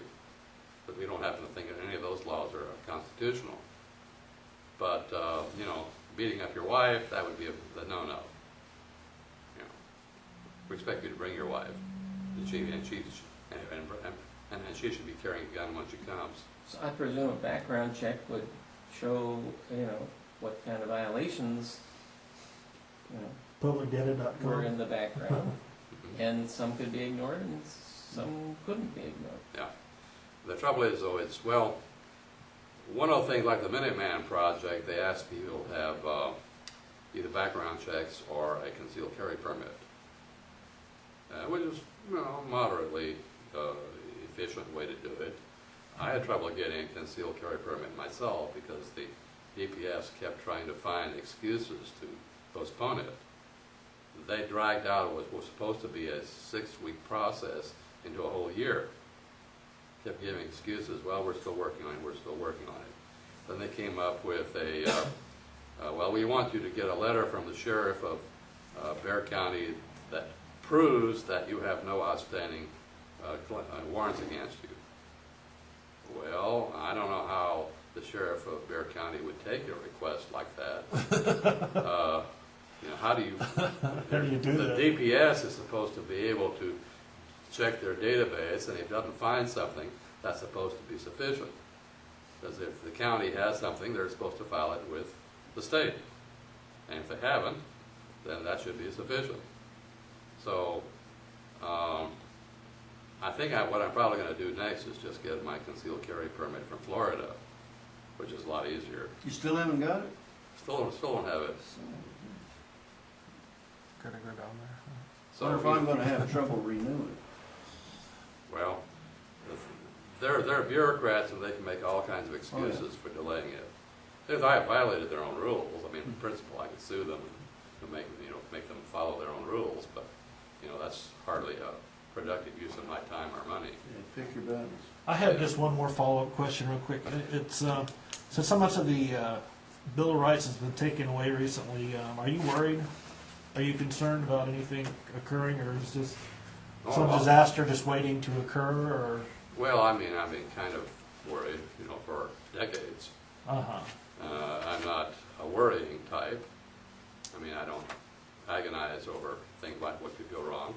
No. I'm a productive person, cheerful person, who I see a threat or a danger, I deal with it in a straightforward, productive manner. Mm-hmm. I'm a professional. For me, I treat it as a professional problem and deal with it professionally. Mm-hmm. But, I've been warned, I've been threatened.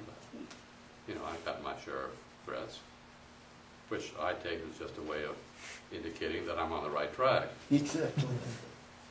Threatened, this is not ordinary street crime No. threats, it's sort of official threats? Yeah, I don't get street threats from, like I say, I get along fine. Yeah, you get along with them guys. In fact, I often think, but for a difference in circumstances, these would make good militiamen and good citizens. Now, of course, at this point, most of them are so far gone into criminality that they're, beyond redemption. But, a few of them might be redeemed, and some of them do get redeemed. They turn, they go straight and start to work to try to, fight gangs. But most of them are really not of the character that, would be good for militia. But we have had in militia units some former gang members who, went straight and said, I've learned my lesson. I'm on the right side of the law now, and they had a lot of useful skills. Well, a lot of gang members nowadays too are veterans. Yeah. They know stuff. Yeah. Well, and of course, a lot of them veterans are former gang members. Yeah. Which is the other side of that. A lot of the motorcycle gangs are composed of veterans. They developed camaraderie while they were in the service, and they wanted to continue it in the civilian world, so they formed motorcycle gangs. So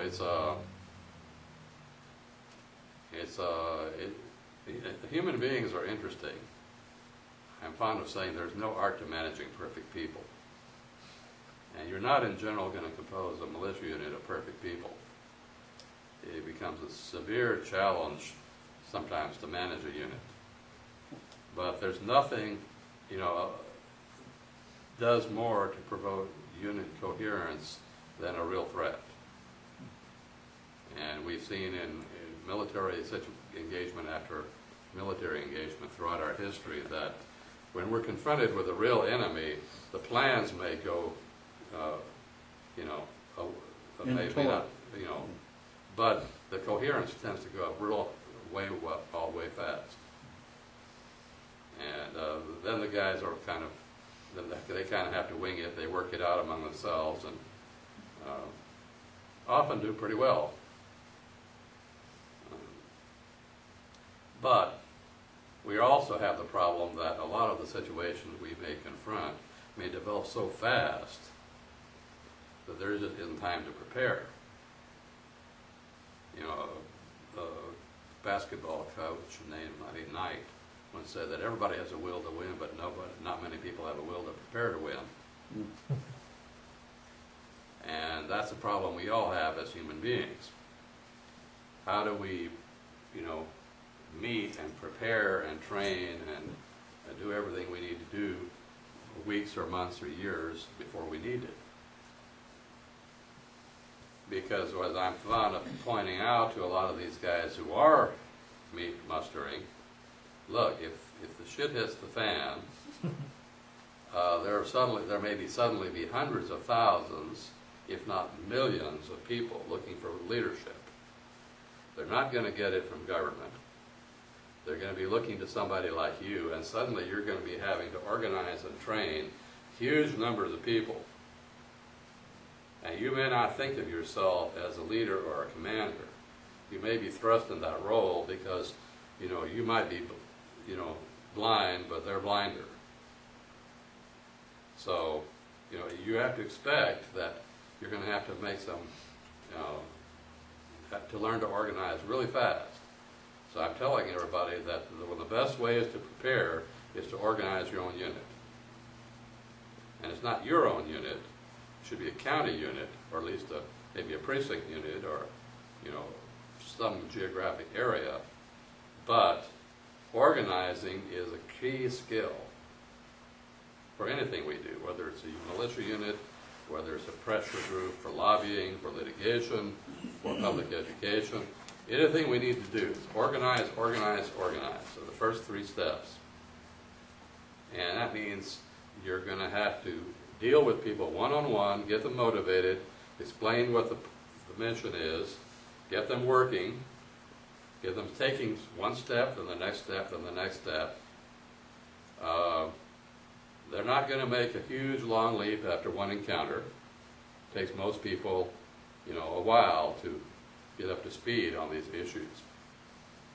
But as you're proceeding along, to anticipate that you're going to have some dropouts, you're going to have some newcomers. There's a full range of different skill levels and motivations and abilities. You have to figure out, you know, you don't have this skill set, you're going to have to find somebody who has it or train somebody to have it. Maybe radio communications. You don't have a ham radio operator. Well, you may have to train somebody to be a ham radio operator. You know, or how to, you know, do all the kinds of things that we may have to do. I also have been emphasizing for many years, although it hasn't gotten much traction, that units need to be working more on law enforcement. With them, or like? No, to supplement them. Because most law enforcement now does not touch major crime, organized crime, the drug lords. Drug lords have largely bought many of our law enforcement people, if not to direct them on what to do, at least to stand aside. That includes judges, FBI agents, DEA agents, state agents. You know, the government is pretty thoroughly infiltrated with agents of the drug cartels. And they are gradually taking control of territory.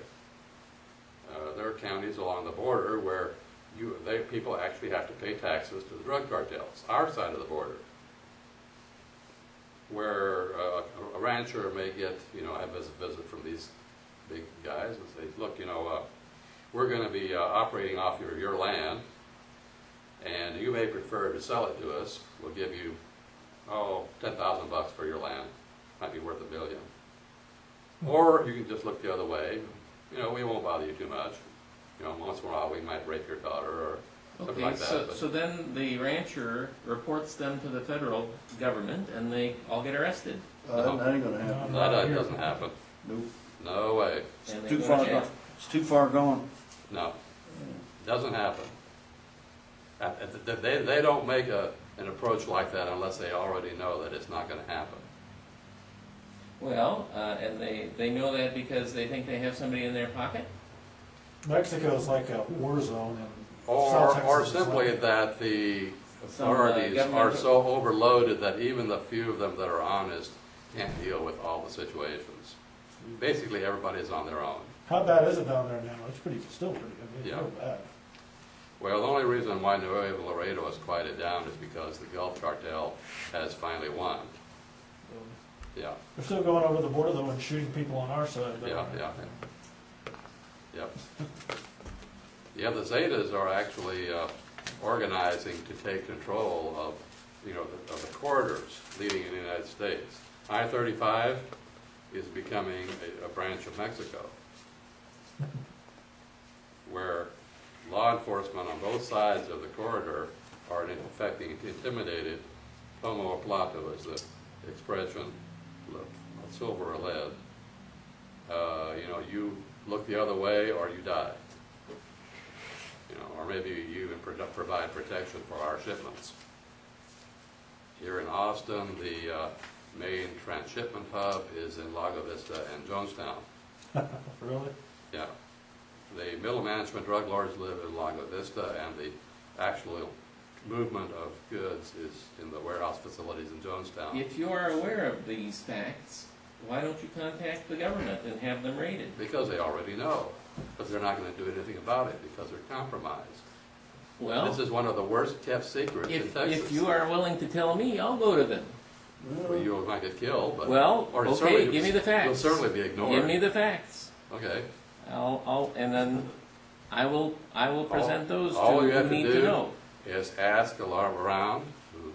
Well, I'm asking you. Yeah. You're the one who's making the claim. It's something that's well known by almost everybody Okay, in government, then and you nobody's give me doing what you anything consider about to it. be facts, and then I How long have you will. been in Texas?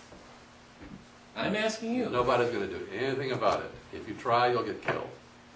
Okay, so you're not going to provide me the facts because you're looking out for my best interest. You're not prepared at this point to engage in the problem. You don't have enough armed guys behind you.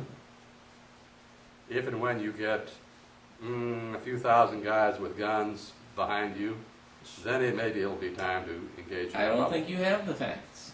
Yeah, I do. Okay, well then provide them. Well, Fess up. okay.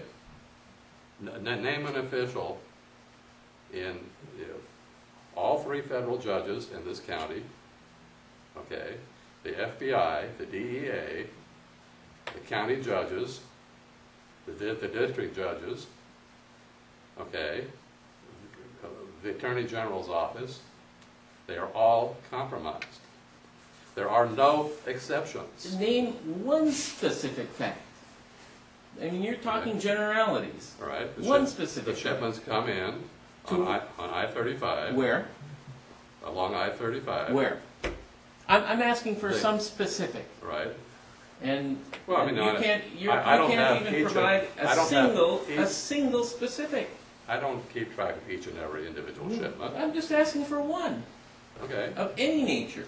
All right. They go to Jonestown. They're spread out, and some of them come in here to Travis County, and some go You've scattered elsewhere. mentioned, you brought up the federal judges or other law enforcement officials. Is there any name that you would like to provide? Yeah, I just provided all of them. What? Who? Their names are Nolan, Nolan? Okay, so Sparks, and Nolan? And what was his position you remember? he's a federal judge. Nolan is a federal judge, and you're claiming about him that what? He looks the other way Nolan looks the other way. to drug trafficking in the Central Texas. Okay, and is there a specific instance of the drug trafficking, or what specific? How specific can you be about an example of where he looked the other way? The most specific example would be when a lawyer in Lago Vista took a case of a citizen of Lago Vista against the Lago Vista Police Department, civil rights case, and what happened to him and to the plaintiff and to the plaintiff's husband and to everybody else involved in it thereafter. That's all documented on my website. Oh, okay. Okay, that would be You can interesting do to look into. look under abuses and Charles Lincoln. And, Charles Lincoln. It became the case of Atwater v. Lago Vista, made it all the way to the U.S. Supreme Court, where it lost, Uh-huh. 5-4. But the background behind it, this lawyer is not the one who took it there. He was... Your website is which? Constitution.org. Okay. But he provides a kind of a small, typical example of what I have in mind. All right, I'll take a look. But it's just the tip of the iceberg. Ask for examples. I'm interested because these kinds of things anger me. Yeah, they anger me too. Mm-hmm. As a Republican precinct chairman from Williamson County put it to me once in conversation. This is one of the worst kept secrets in Texas. How many Okay. border patrol guys were shot last year? A few hundred? You know, more than they care to admit. You can talk to, law enforcement people along the border, and they'll tell you the look is skinny. Talk to former state police who resigned because they were disgusted with the criminality of their own department. So it sounds like what we need to do is convince, And by the way, some of the best sources for information on this are private investigators, many of whom get a lot of information about this sort of thing. sounds like what we need to do is convince federal officials and state officials that security at the borders need to be beefed up. Yeah, and they will agree, except that the real effect of doing that will be to favor shipments by the people who are working for the federal government. We estimate that 70% of all cocaine and heroin comes into this country under the direct complicity of federal agents. Really? Really. Roughly 70%. So the ones that get arrested and prosecuted are the small competitors.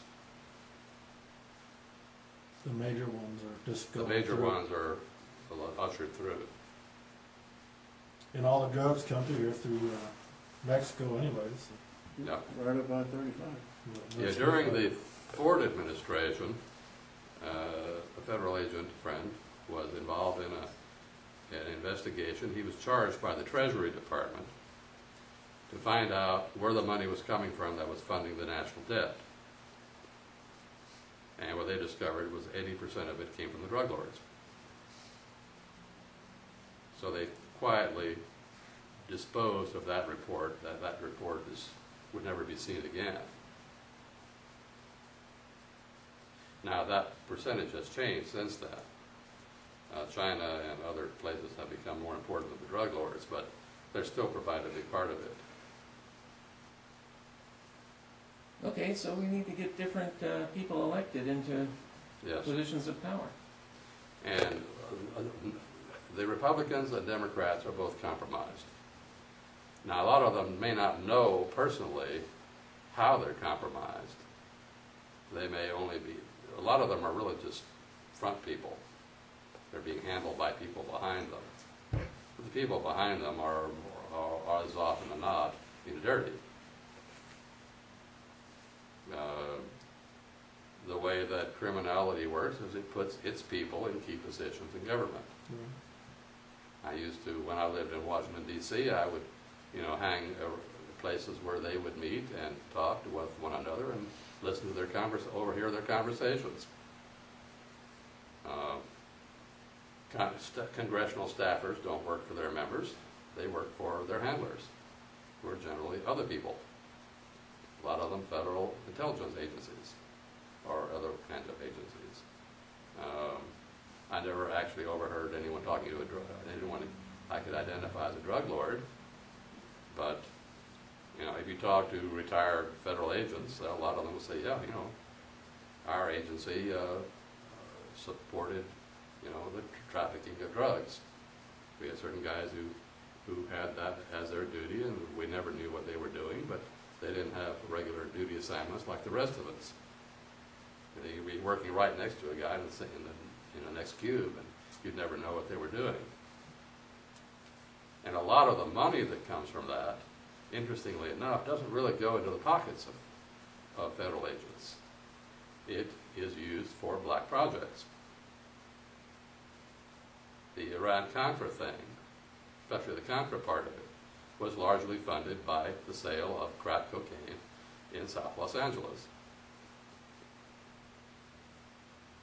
And that has come out in recent years.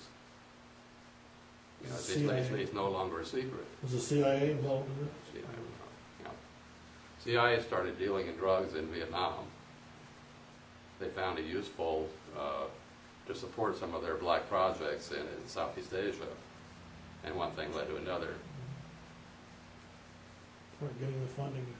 Well, once in a while, you even hear about a plane being captured or going down or disclosed where, you know, it's a U.S. government plane and it's full of cocaine or heroin.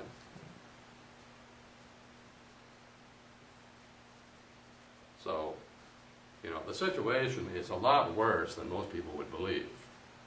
You have to live with these issues for a few years. When I first encountered them, you know, I had trouble believing it too, until the evidence kept mounting and mounting and mounting, and more people and more people, and you know, they weren't all talking to each other. You know, too many of them were too credible, especially the present or former agents. You know, it's so it's not as though you're just going to, never so, it's not just a matter of calling the police or calling the FBI or anybody. There's nobody to call.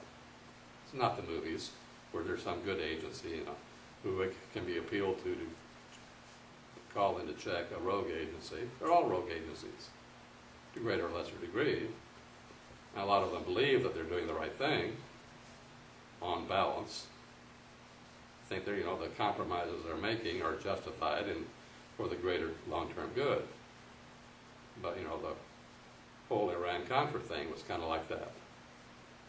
Says, well, we don't really like selling crack cocaine to little black kids in Los Angeles, but hey, we got to kick the communists out of Nicaragua. For the greater good. Yeah.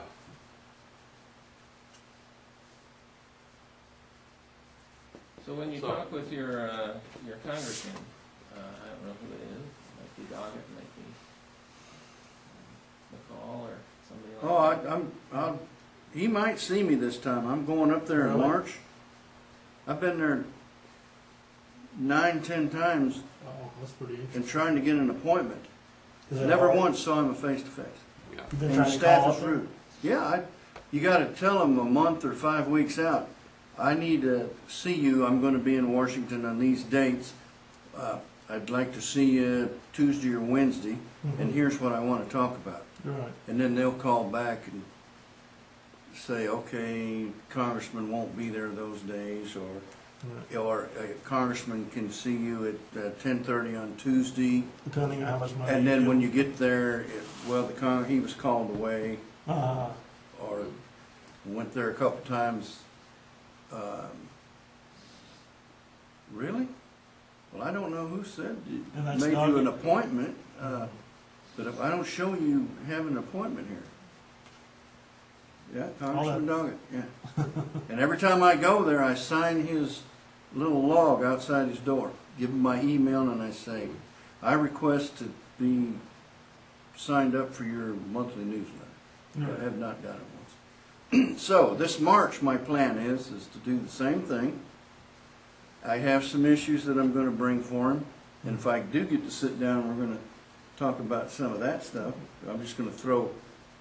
It's like throwing corn down there.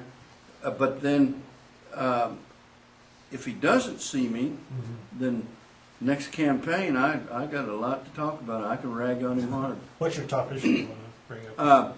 The National Guard issue for me is the most important because I've got National Guard buddies still out there that are going on their third Iraqi tour, and there's nothing being done for them when they come home. They come home, and the USERRA laws are being gotten around or usurped. But they're not getting their jobs back. Right. They're not helping them when they come home, and their families falling apart. The wife's screwing around, kids on drugs. Right. It's just there's nothing there for them. That's a pretty important issue. Not very. I mean, these are. You're not going to keep your military, Yeah. Well, a lot of times, National Guard people are called fangs. What's that? Fucking Army National Guard, fucking Air Guard. Because the regular Army doesn't have any respect for reserves or National Guard, but they sure like them when they come in there and take some of the workload off them when they do that. But everything is deteriorated to a point. Another point that I want to talk to Doggett about, your military doesn't do KP anymore. They don't do guard duty. They don't even fix their own equipment. It's all contracted out. I'm tired of it. Right. Like Halliburton, that kind of thing. Yeah, KBR, Halliburton, stuff. Mhm. So anyway, I'll have more to tell you. We'll see what happens. But at least I expect to get an audience with Congressman Doggett, because he should know I was his opponent. But we'll see how arrogant he is. I Right. expect him to be pretty However, arrogant. you're going to find, if you try to discuss any of the more sensitive issues we've been discussing here today, they're not going to want to hear about it. No, because one time with one of his staffers, I talked to about Ramos and Campion. I'm pissed about that. You know who they are? The Border Patrol agents that are. Oh yeah, the guys that got I'm hot. Right. I'm ticked. Yeah. How did that happen? But Right. John might have some more insight to that. No one's putting any pressure on. Well, you know, they might have trying to do the good thing, so they got rid of them. Who knows? Well, the problem with them is they apparently did indeed falsify their reports, which is offense. Yeah. On the other hand, the fact that they felt that they needed to is the real problem. And then to put them in prison. Mhm. John, are you considering running for office in the near future? Sure. I ran for state attorney general the last two elections. Almost ran this time. Well, I did run for a nomination, but didn't get nominated. Yeah, I And probably. you ran for Senate. U.S. Senate, yeah. Yeah, I'm the only one that voted for you. I'm pretty sure you got my vote too. Well, no, he's talking about the Libertarian Congress. Were you up there? No. Yeah, at the convention. Mhm. Jim, what's your position with the Libertarian Party? What are you? I mean, Right now, I know just something- support the Travis County Libertarian Party, Uh-huh. but I hope to go in January to Dallas. Right. It is Dallas, right? And then possibly be nominated and elected to the state committee. Right. And if I get elected to that, then that'll give me a little title, so to speak, Right. a title, and then I can go down into Fayette County, Hayes County, Gonzales County, Bastrop County, and try to organize groups like this or libertarian, try to grow the Libertarian Party. And basically, the message there is going to be libertarian means liberty. Right. We're trying to, all the kooks are gone from the Libertarian Party. Right. And they got a real bad rap in the 70s, free porn with kids and drugs. The Libertarian We Party's not that way. We still have a few in other states. Yeah, but they're being slowly weeded out. And then how can you expect a Libertarian Party to have any credulence? Right. Did I use that word right? Credibility. Yeah. Credibility when somebody wants to be nominated at a national convention and he's wearing a tutu. You've got to give me a break, folks. That is not going to fly. We'll think you're crazy. And then I have a friend here in Austin. His name is Ronnie Reeferseed. Have you ever heard of his name? This guy he's a good guy, but he doesn't realize what he's doing with some of his antics. And but basically, I don't want to say normal people, but let's say mainstream people. You can like the guy all you want, but you know what? With your funny hat and big glasses and your name, you do more damage than good. And I try to talk to him and get him to understand, look, it's an image. I've done quite well in some of the multi-level marketing kind of thing. You dress for success. You carry yourself for success. You learn the King's English for success. I mean, that's just common sense. If you look professional, somehow there's still an aura about looking like you're in charge and you know what you're doing. Right. That's what leaders need. That's a projection of leadership. I mean, if you come up there with your zipper open and all kinds of crap, you're not going to sell the program. With a name like that. Well, you know, anybody can have their name, but you know, Ronnie Reeferseed, he is a good guy. I really like him. I like being around him, but you know, Ronnie, Well, be quiet. sometimes the art of managing people is to put them to work in ways that they won't do any harm. Yeah, and he passes. He helped me in my campaign with talking to people and passing out bumper stickers. Really? But he's very offended that the Libertarian Party wouldn't let him run. One of the great things about the Libertarian Party is they have this thing when you're trying to get nominated, it's called NODA.